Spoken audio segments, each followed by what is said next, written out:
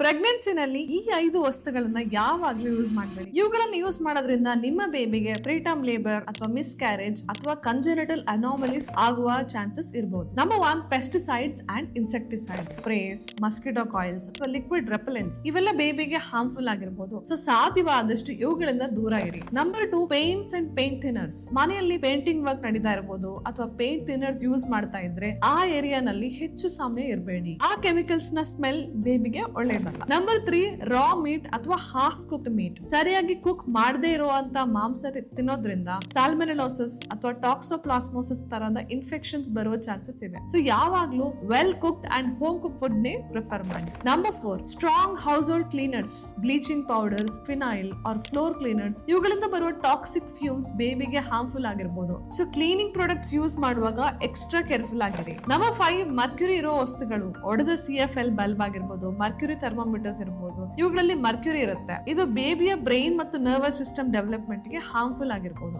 So ಇವುಗಳಿಂದ ಕೂಡ ದೂರ ಇರಿ. ಈ 5 ವಿಷಯಗಳನ್ನ ಫಾಲೋ ಮಾಡಿದ್ರೆ ಪ್ರೆಗ್ನೆನ್ಸಿ ಇನ್ನಷ್ಟು ಸೇಫ್ ಆಗಿರುತ್ತೆ. ನಿಮಗೆ ಗೊತ್ತಿರೋ ಪ್ರೆಗ್ನೆಂಟ್ ಮಾಮ್ಸ್ ಜೊತೆ ಈ ವಿಡಿಯೋ ಪಕ್ಕ ಶೇರ್ ಮಾಡಿ, ಅವರಿಗೆ ತುಂಬಾ ಯೂಸ್ಫುಲ್ ಆಗಿರಬಹುದು.